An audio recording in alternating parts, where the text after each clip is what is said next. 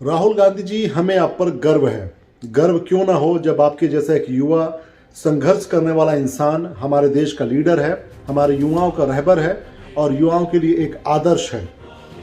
अभी अभी जिस तरीके से जितने भी एक प्रोपेगेंडा चलाकर जिस तरीके से आपके खिलाफ में मुकदमा किया गया, वो भी कब साल भर पहले की बात है। फिर से उसको रीओपन किया जाता है, फिर एक मजिस्ट्रेट के द्वारा फैसला सुनवाया जाता है और आपकी सदस्यता रद्द कराई जाती है। ये चीज़ें बताती हैं कि सामने वाला जो चोर है वो कितना आपसे डरा हुआ है। इन चोरों का जो डकैत मालिक है वो इनसे क्या क्या करवाता है, ये जनता को देखने दीजिए। मैं आपसे गुजारिश करना चाहता हूं और मुझे लगता है कि राहुल गांधी जी, शायद आप इसी रास्ते पर हैं कि आप इस फैसले के खिलाफ कहीं पर भी अपील नहीं करेंगे। आपके खिलाफ जिस तरीके से 2 साल की सजा सुनाई गई है, मुझे लगता है कि आप जेल भी जाएंगे।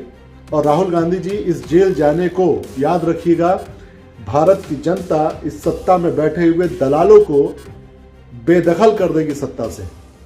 ये मैं आपको लिखित में दे सकता हूं, क्योंकि जब जब इस देश में विपक्ष को कमजोर करने के लिए दबाने की कोशिश की गई है, तब तक भारत की जनता उठ खड़ी हुई है और सत्ता पे बैठे हुए चाहे जितने भी शक्तिशाली नेता हों, उनको उखाड़ फेंका है। आपके सवाल अपने फायदे के लिए नहीं होते हैं राहुल गांधी जी, आपके सवाल इस जनता के लिए होती है। ये जनता के पैसे का है। ये पैसे को नाजायज तरीके से जो सरकार इधर से उधर खर्चा कर रही है, लगा रही है, कहीं इन्वेस्ट कर रही है, इन्वेस्ट नहीं वेस्ट कर रही है, आप उस पर जब सवाल करते हैं तो सत्ताधारी जो नेता हैं उन्होंने अपनी पूरी ओछी हरकत दिखाते हुए ना कभी जांच के लिए कमेटी कोई बैठाई, ना ही आपके सवालों का जवाब दिया।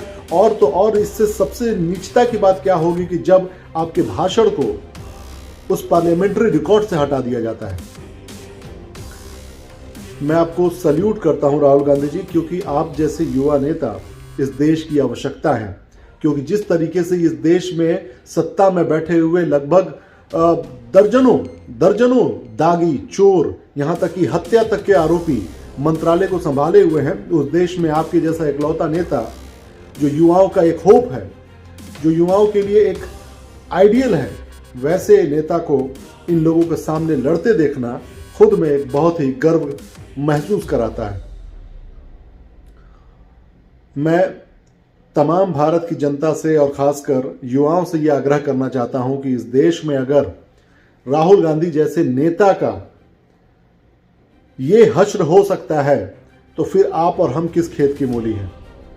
आपको अगर लगता है कि राहुल गांधी जी की आवाज को दबाकर जो मुडानी मामला चल रहा है, जो प्रकरण चल रहा है, किस तरीके से शेल कंपनीज के द्वारा पैसे इन्वेस्ट करवाए जा रहे हैं, और यही नरेंद्र मोदी जी की सरकार थी जिसने एक नोटिफिकेशन जारी किया था कि शेल कंपनीज के खिलाफ कार्रवाई होगी, उस पर जांच होंगे और इस तरह की कंपनियों को बंद कराए जाएंगे। आज वही शेल कंपनीज भारत में पैसा इन्वेस्ट कर रही है, लेकिन नादान नरेंद्र मोदी अभी तक कोई इस पर फैसला नहीं ले रहे हैं और ना ही राहुल गांधी जी के सवालों का जवाब दे रहे हैं। आप समझ सकते हैं कि किस गर्त में इस देश की जनता को नरेंद्र मोदी की सरकार लेके जा रही है। फिर कहता हूं, राहुल गांधी जी एक आदर्शवादी लीडर हैं। इतने दिनों के प्रकरण में पैदल यात्रा इन्होंने शुरू करी, भारत जोड़ो यात्रा की शुरुआत में और अंत तक आपने कहीं नहीं देखा कि दलाल गोदी मीडिया ने इनके बातों को सही से रखा, ईमानदारी से रखा। इनके पूरे मुद्दों को हमेशा से दलाल गोदी मीडिया ने नकारा है और जनता के सामने लाने से मना किया है। इसके बावजूद भी राहुल गांधी जी ने कहीं पर भी आपत्तिजनक बयान नहीं दिया, क्योंकि आपत्तिजनक बयान देते ही इन दलाल गोदी मीडिया के कान खड़े हो जाते और इनको फुल कवरेज मिलता। जिस दिन राहुल गांधी हिंदू मुसलमान करने लग जाएंगे, मैं दावे के साथ कहता हूं यही राहुल गांधी आज हीरो बन जाएंगे। लेकिन राहुल गांधी ने वो रास्ता नहीं अपनाया जो शॉर्ट टर्म के लिए होता है, जो थोड़े समय के फायदे के लिए होता है और लंबे समय के नुकसान के लिए होता है, जो ये काम भाजपा की सरकार कर रही है।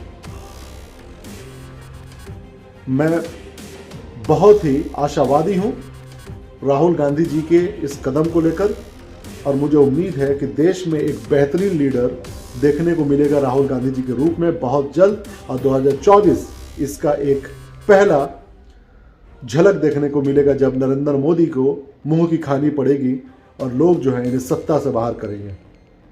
धन्यवाद। जय हिंद।